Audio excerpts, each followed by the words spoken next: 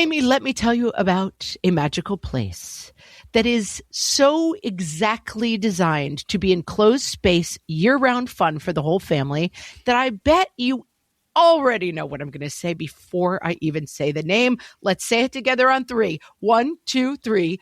Great Wolf Lodge. You got it, Amy. My kids loved Great Wolf Lodge when we went. You probably already know that it has a huge indoor water park with a wave pool, lazy river, a bunch of massive water slides. But then your pack can hit the other attractions because wait, there's more. Great Wolf Lodge has adventure-packed attractions like Magi Quest, a live-action game kids can play throughout the lodge, plus the Northern Lights Arcade. Spent some quality time there, so your kid who loves the lazy river and your kid who loves fantasy games will both have a great time. Great Wolf Lodge also offers great dining options and complimentary daily events like nightly dance parties, all under one roof. Unpack the car once and you're settled in to have fun. And with 22 lodges across the country, you're always a short drive away from adventure. We've both had such great times at Great Wolf Lodge, so bring your pack together at a lodge near you. Learn more at greatwolf.com and strengthen the pack. Hello, everyone, and welcome to Fresh Take from What Fresh Hell Laughing in the Face of Motherhood. This is Margaret. And this is Amy, and today we're talking to Radha Agrawal. She was named by MTV as one of 8 women who will change the world. She's the co-founder of Daybreaker, the early morning dance and wellness movement with a community of almost 500,000 people around the globe. She's recently launched Dose, which is a new community with the goal of making joy the same sort of intentional practice as yoga and meditation. She's the co-founder of Think's Underwear. She's the mom of a little girl, Soleil, and she's the author of the book Belong, Find Your People, Create Community, and Live a More Connected Life. We're going to talk to Radha today about practicing joy and finding our dream communities as we come out of this crazy time. Welcome, Radha. It's so good to be here, Amy and Margaret. Thanks for having me. Radha, you are doing so much. I feel like I'm just having trouble getting out of bed in the morning. I listen to that bio and I'm like, wait a minute, I'm a little intimidated by you. Oh, gosh. Well, I'm blushing. I had a kid who had to get up early for a field trip and I was like, I can't do this. I got to get my stamina back a little bit. I think that's what I'm realizing. That's exactly it. I think that's why Radha's the perfect guest for right now, because we are all transitioning out of what was a very hard, lonely, isolating time and coming out into the world. I was just at a little gathering in the park this morning with the moms from my kids' school and had 6 times the I don't know how to do this anymore. I don't really know how to talk to people. People keep saying that. Everybody I meet, it's like, I don't know how to do this. This feels great. This feels weird. And it feels honestly terrific to me to speak to any stranger I encounter at this point, particularly if you don't have a mask on because it's outside. So I think this is an opportunity to sort of create the community that you want, but I also have no idea how to do that. So that's why I'm glad you're here. Yeah. So firstly, we call it the 4 A's. Getting aware that you want to build community is the first A. It's the first part of being on this beautiful community and belong adventure. And that awareness will take you to trying it out, right? And so you sharing with your sister friends that you don't know how to do it. Well, awkward is the second A. Being awkward with, communication and practice. And as long as we push through that awkwardness, as long as we find courage, especially now, to know that everyone's feeling that way. It just joy and belonging and community building. It really is a skill that you acquire and that you have to go through the awareness and then awkwardness. And then you apply it. Third A, you apply it every day, you work on it, and then it becomes automatic. And that's the 4th A. It's just having the courage to move through until it becomes automatic. And it's like anything in life. And joy is no different. I think that's something that I have actually learned from doing the podcast, that there are so many things that we think like you have it or you don't, that are just intrinsic to being alive. We were just talking to someone about childhood play, and she was saying, you actually have to kind of teach kids and help them practice imaginative play. And I think there's a parallel to this sense of belonging, that we feel like, well, you belong or you don't, or you're popular or you're not, or you're social or you're not. Absolutely. Think about it. Are we taught as individuals how to belong on the playground, how to belong in the classroom, how to belong in college, how to belong when we move to a new city, how to belong when we start a new job, how to belong when we become a parent, right? There's about 7 to 10 inflection points in our lives where we're sort of starting over or in a transition or letting old friends go to invite new friends in. Like anything, it is a skill that you acquire. It is something that you have to actively pursue and actively recognize that whether you call yourself names, like I'm an introvert, I'm socially anxious, it's so important for us, especially now, to not adopt and believe that these labels to be true. This is our time to recognize the metavert in all of us. And I call this metavert. We're not introvert. We're neither introverts nor extroverts. We are metaverts living at this beautiful intersection between these two polarities. And I think so many of us, especially actually starting early on in our youth, when we were laughed on the playground or someone hung up on us when we invited them to our house for dinner and said they're not coming. There's so many moments in our life that sort of creates a sort of labeling opportunity for ourselves that ends up not supporting us. And so the first thing I share to those who are like, how do I do this? I don't know how to do this. It's hard to do this. Is first, let's actually look within. The first half of my book is all about going in, which is like getting comfortable with who you are, where you came from, what labels you've been calling yourself, how those labels have been limiting you, and really breaking those paradigms, recognizing that we get to be social butterflies. We get to be bookworms. We get to be outward and gregarious. We get to be quiet and reserved. We get to be all these things. And that's the beautiful part of being human. And the more we pigeonhole ourselves into these labels, the more we, again, limit ourselves from building community and making deep relationships. What has becoming a mom taught you about the difficulties of creating community? And like in some ways,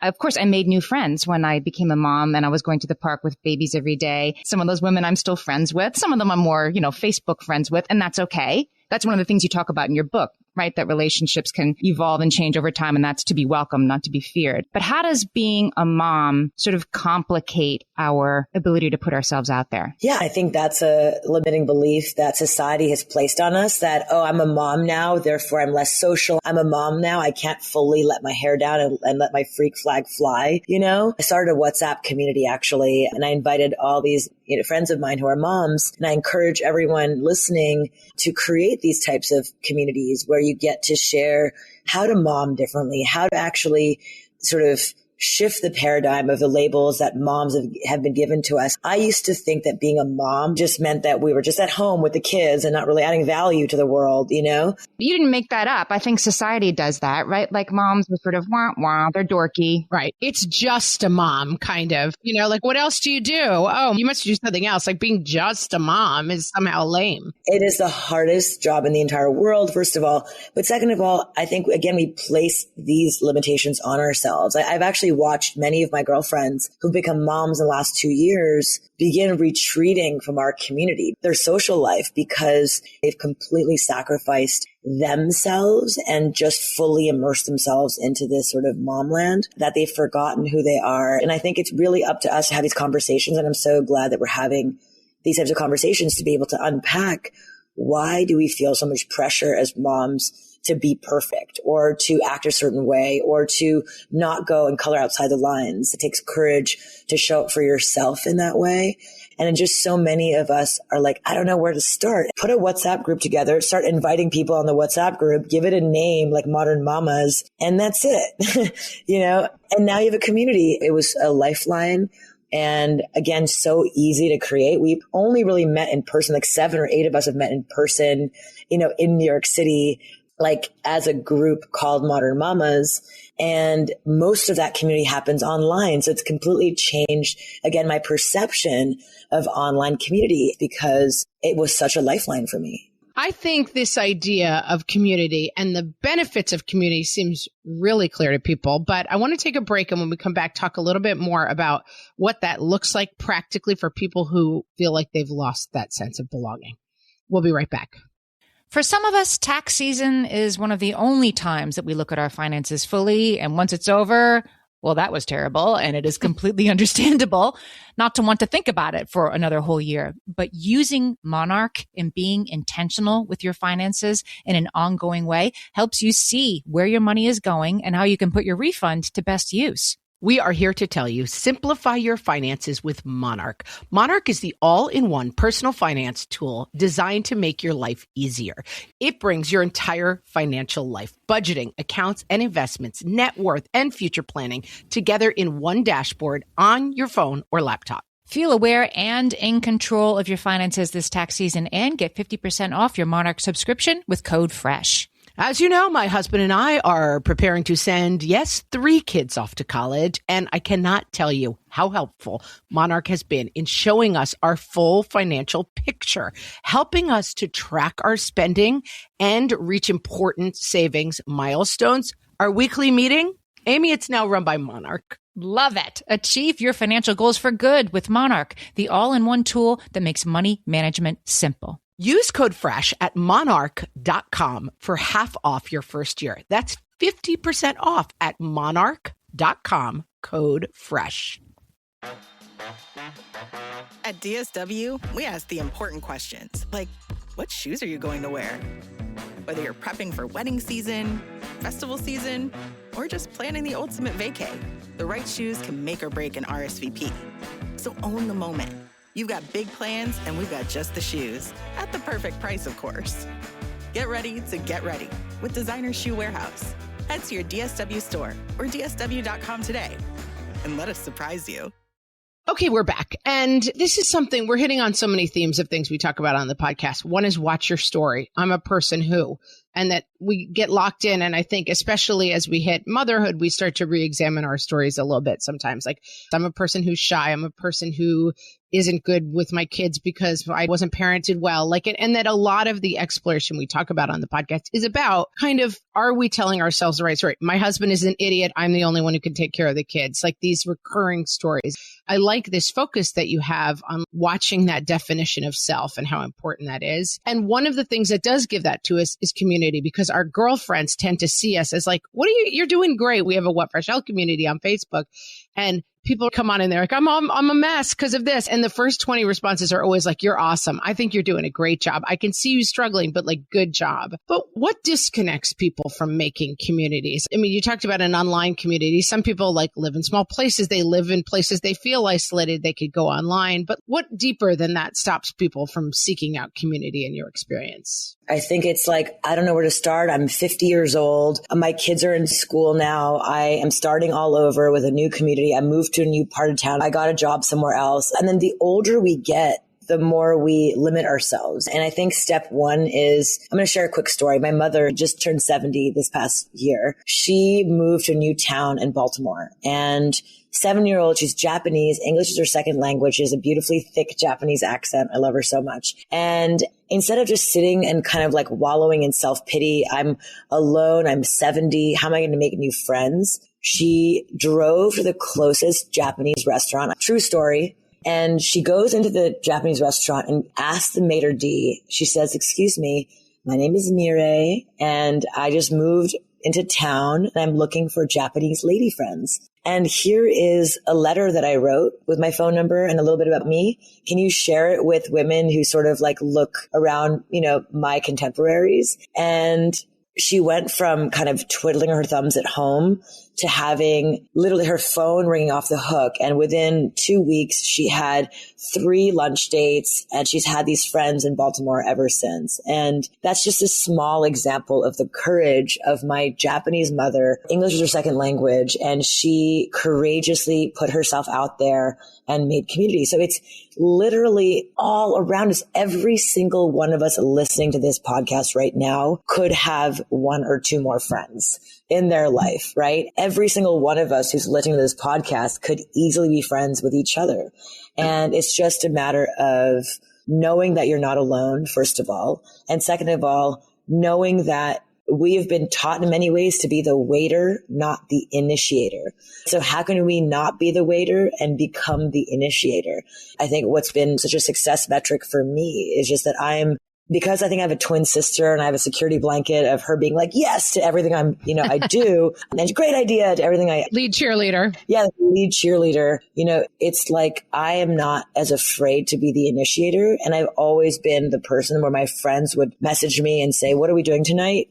And I'm just the one who's always initiating. And I just think that to empower every single person to know that they can initiate too. Each and every person listening again to this podcast could be initiating and creating a community, just like my mom did, just like Daybreaker, our community where, again, I was in the hamster wheel of entrepreneurship and working 100-hour work weeks and needing a place to escape, and would go out to nightclubs and it was just overrun by mean bouncers, everyone on their cell phones, no one actually talking, predatory male environment. And instead of just saying like, this sucks and being, negative about the circumstance, I just said, okay, what can we do to initiate a new place or opportunity to connect? And that's what I did. So I started Daybreaker, a morning dance party, substance free. We have a hugging committee outside the door instead of a mean bouncer. We replaced the alcohol with green juice, coffee, and tea. It's mostly a female-driven community. We have women of all ages. We have tons of babies and little kids.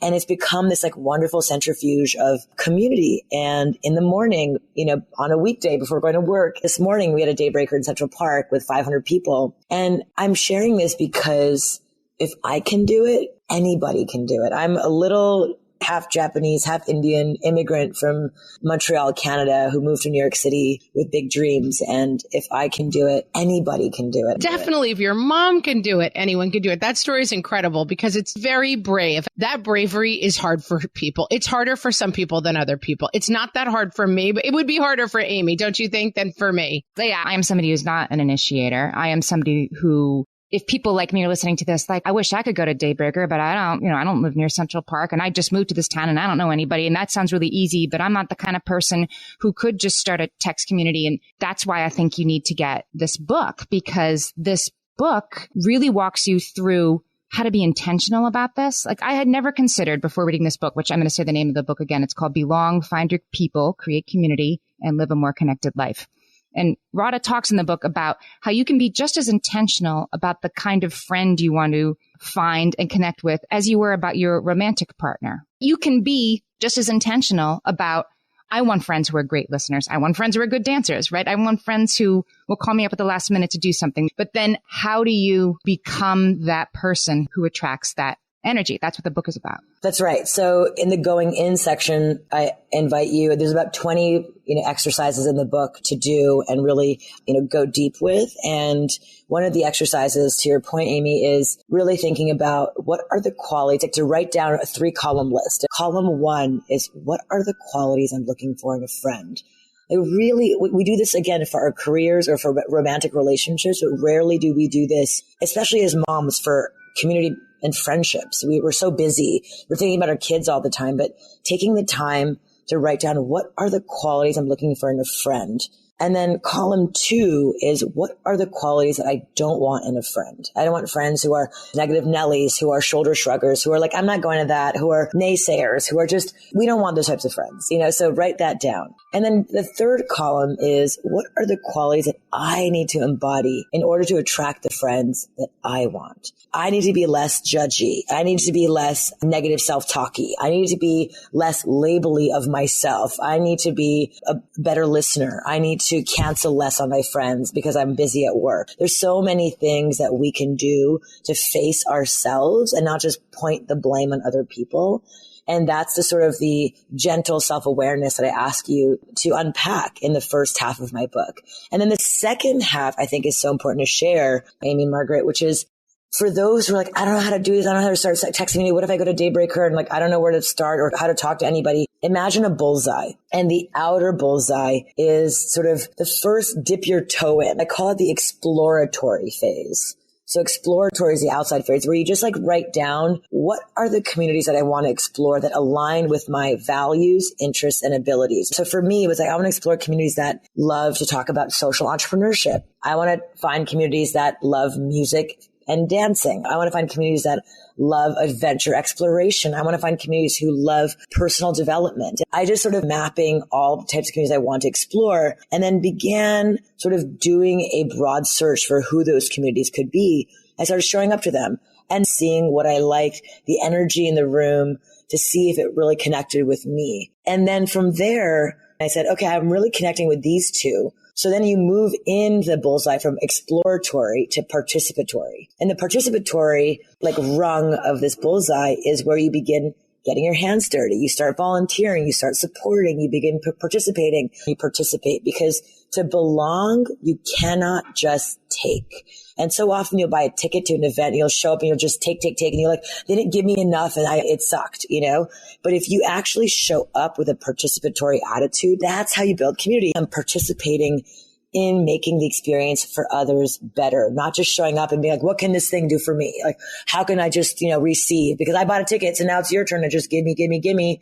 And that's participate. Right. And that's not community. That's not what community looks like. You have to participate. All right. I want to keep going inside of our circle, and we're going to come back and come into those next rings of our circle. Amy, when I'm having a good hair day, it usually makes my whole day better. And that's why on every day, I'm taking Nutrafol. Nutrafol is the #1 dermatologist-recommended hair growth supplement brand. And it's the #1 hair growth supplement brand personally used by dermatologists. Nutrafol's hair growth supplements are peer-reviewed, NSF certified for sport, and clinically tested. Nutrafol offers multiple formulas for men and women, tailored to different life stages and lifestyle factors, so you get support that's actually right for you. Adding Nutrafol to your daily routine is easy. Order online, no prescription needed, with automated deliveries and free shipping to keep you on track. Let your hair be one less thing to worry about. See visibly thicker, stronger, faster-growing hair in 3 to 6 months with Nutrafol. For a limited time, Nutrafol is offering our listeners $10 off your first month subscription and free shipping when you visit Nutrafol.com and enter promo code LAUGHING. That's Nutrafol.com, spelled Nutrafol.com, promo code LAUGHING.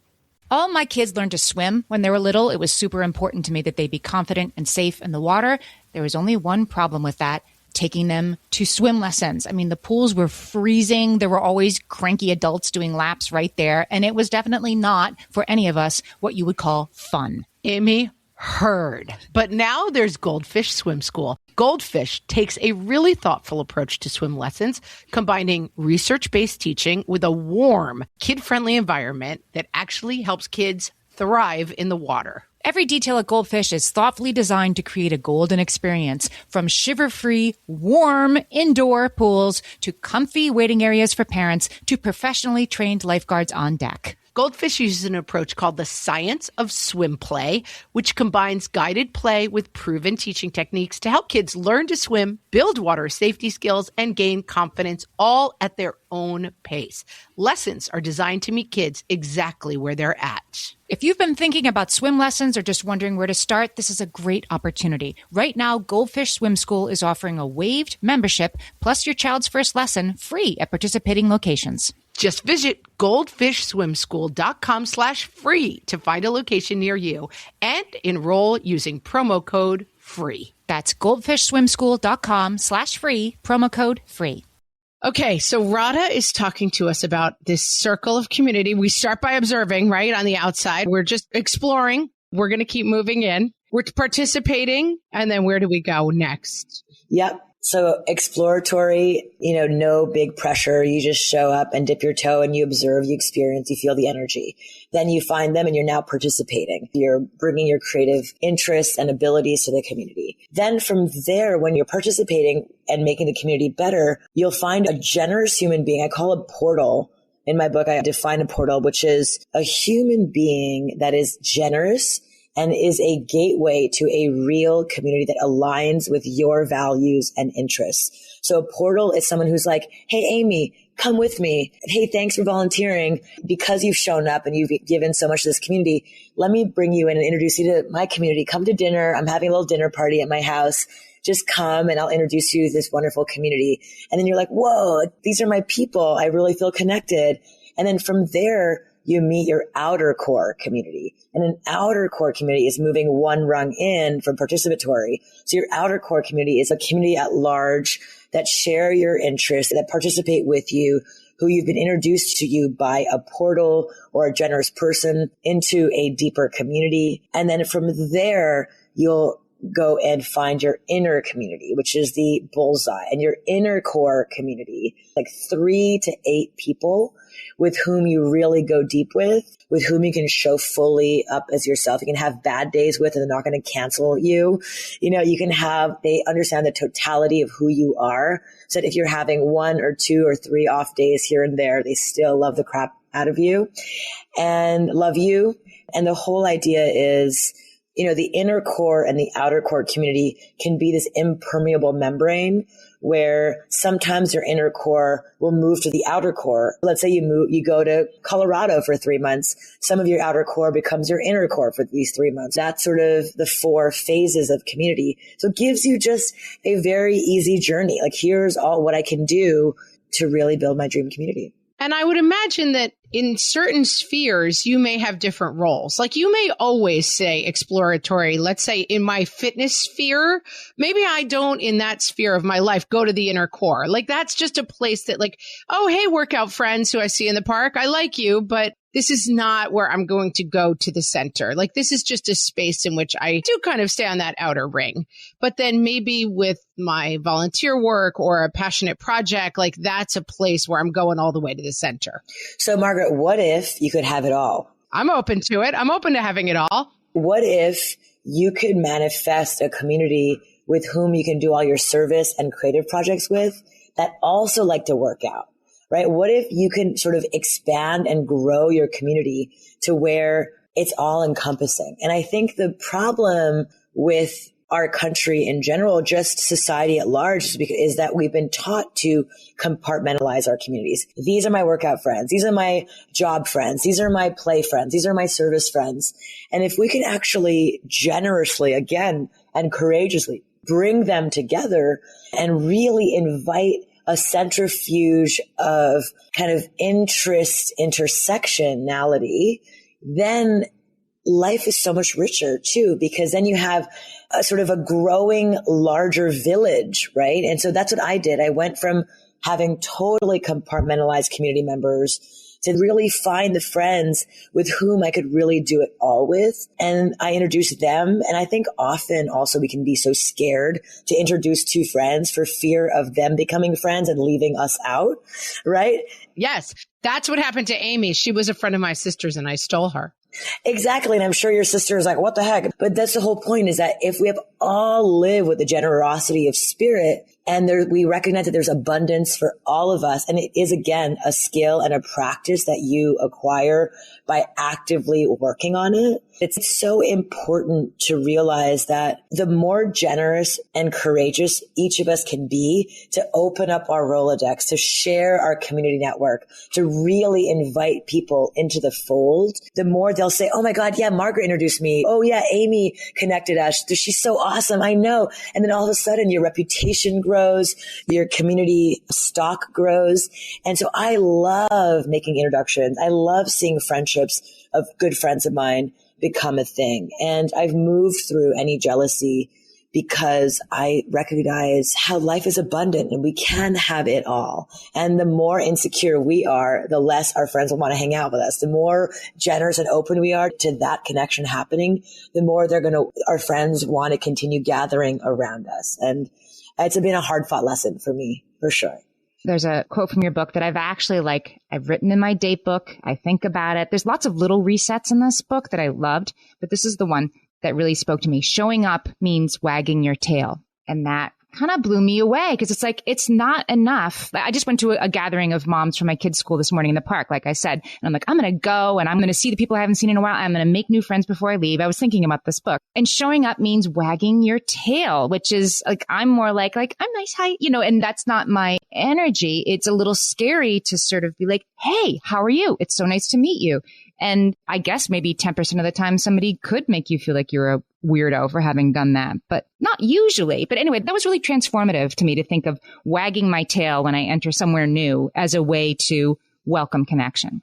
Yeah. So first of all, I love that you picked that up, and I love that you brought the energy this morning to your play group. That's so awesome. I would love to actually unpack a little thing with you, and we can use you as a guinea pig. Why would that be scary to wag your tail? Was there sort of kind of a energy around your childhood or growing up that made you feel more scared to wag your tail? Oh, yeah. My relationships with females, with peers, there was bully stuff. It just wasn't a safe place to invest in female friendships. There you go. So because of it, there's a trepidation around, okay, if I am too gregarious, if I'm too big, they're going to turn on me. I think I'm weird, right? Or I'm weird, or they're going to talk behind my back, or they're going to cancel me. And it's when we don't resolve those childhood traumas that those become future labels on ourselves that limit us from being the tail wagging. Because I can tell, Amy, you're such a joyful, gregarious, playful person. It's just you've been pushed around as a kid. So once we work through that and we break through that label of, oh, that was just a moment in my life. I'm now a badass. I have kids who love me. I have a family that loves me. This is a moment for you to move into a new you.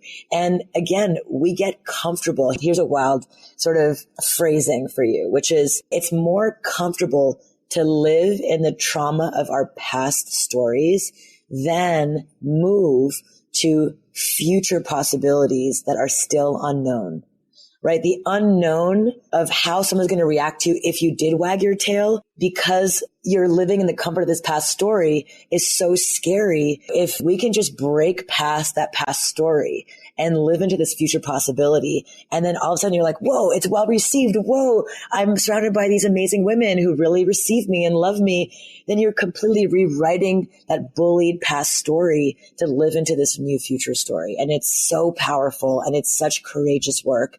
And I know that you're here for it. Yeah, I love this. And I also love the idea you talk about an energy axis in the book too, because this spoke to me, because it is, I think it can kind of sound, if you're somebody, who's more reserved, that's like, all right, so just find the wild child in any group and be friends with them and make sure they take you with them. That's the solution. It's like, well, it can be. That can help. They can be your portal, but you can find somebody with whom you deeply connect and have community who's also really low key, but who's very connected in their energy, right? It's also about positive energy. You totally got it. So, I have an axis of energy. So imagine a plus sign. The x-axis is negative energy to positive energy. And the y-axis is relaxed energy to high energy. So often when we think of low energy, we think of it's negative, it's bad. That person is low energy and doesn't want to be here. But sometimes it could really be relaxed energy that is still vibey, that still has an energy of tail waggy, right? You can still be wagging your tail, but with a chill, relaxed energy. So like you said, not everybody is high energy and it's going to be like, yeah, oh my God, let's go, but you can still have the warm, inviting, welcoming, tail wagging energy with a relaxed attitude. And so I think that's so important when you're thinking about building community, which is an energetic mix. It can't just all be a bunch of high energy people. It might be too intense, so you want to really find everyone on the right side of the axis, positive, inclusive, not negative talking, but positive, joyful people. But again, their energy mix could be relaxed or positive. Yeah. And I think of moms listening who are feeling isolated, who are feeling alone. One thing we didn't touch on when we talk about ourselves being judged is when we go out as moms, we have this tiny heart-shaped extension of ourselves who are with us. We have moms who have kids who have special needs, who have different behaviors that are maybe not as easily accepted. I don't want to put in people's paths, the only barrier to this is, but getting past those barriers intentionally. And we've talked to a lot of people with special needs, kids with all sorts of different barriers that they feel. And that intentionality is still central to this, is who are my people, having faith that those people are out there, and then sitting down with this book and making a plan to connect with those people is so worth your time. And I feel like it's a step that a lot of us skip because we're just like, this is life. Oh, well, I'm a mom now and I'm a shut-in. And I have one or two different variables that make my life more difficult than other people's. So no one understands me. So I'll shut the door. And I just really encourage people to put this practice in their path and give it a shot, because let me tell you, someone out there wants to connect with you. And I think that's for some people the hardest first step. And I do see moms who maybe they used to connect more easily, but you can still do it even if you feel like you're on that side of it. Totally. And I think step one in that entire experience also is to, again, look in the mirror and ask yourself, what is my energy? How am I showing up? And how can I practice? And, one of the reasons why, sometimes like a book can be even intimidating. Okay, I have to do this thing. How can someone hold my hand? Right. We say that all the time. Like, oh, more things on my to-do list. Yeah. Another book. Yeah. So what I realized is like, okay, someone needs their hand held through the entire process. How can we do that and really support people? And that's why I started Dose by Daybreaker, which is a joy practice, which is a sort of a let me hold your hand community with on-demand practices, on-demand modalities to practice joy, to practice courage, to practice how to authentically reach out, to practice how to belong and create community. And with 50 instructors on the platform to teach people a community to hold your hand. We have a live stream orientation. We have a really amazing community of accountability buddies to really help you on your journey to joy, a journey to practice how to courageously belong. And we launched that about 6 weeks ago. And we already have over 1,000 members on the platform who are here to support each other. It's such a beautiful community. And again, joy takes practice. It is a skill that you acquire. It is not something that you are intrinsically, again, given at birth. And I just think that we're so pushed towards sculpting our abs and pushed towards, kind of fixing our heads by cutting ourselves off at the neck without thinking about how to make it a fun, joyous, movement driven, but just sort of connection between brain and body. I'm really passionate now about really giving people a handheld experience through the process of finding and practicing and meeting their joy where they deserve to be met. Radha, tell us where we can find Dose and where we can find you. Yeah, so you can find Dose at collectivejoy.com. And again, joy, once you practice it together, the collective is so much more powerful. When you come into a space where you're experiencing collective joy, it's even more powerful. It's exponentially more powerful than individual joy. And we practice individual joy so that we can come together and invite and create collective joy together. And from there, actually, we developed a first of its kind happiness blueprint to really ask you questions. So through a series of 40 questions developed by the UC Berkeley research team and Dr. Dacher Keltner, who's a brilliant founder of this Greater Good Science Center, we developed a happiness quiz where we would essentially spit out a joy prescription, a joy RX that says, Margaret, based on your answers, you have 1 part dopamine, it spells dose, 1 part dopamine, 2 parts oxytocin, 3 parts serotonin, and 2 parts endorphins. And based on your quiz results, here are the joy practices that you can do to up your dopamine, to organize your oxytocin, to up your serotonin, to really regulate your And so it's a really fun gamified way to know what you need more of, and it personalizes the experience specifically for you. So I'm super proud of that and excited to share that with as many people to support their joy practice on a personalized level.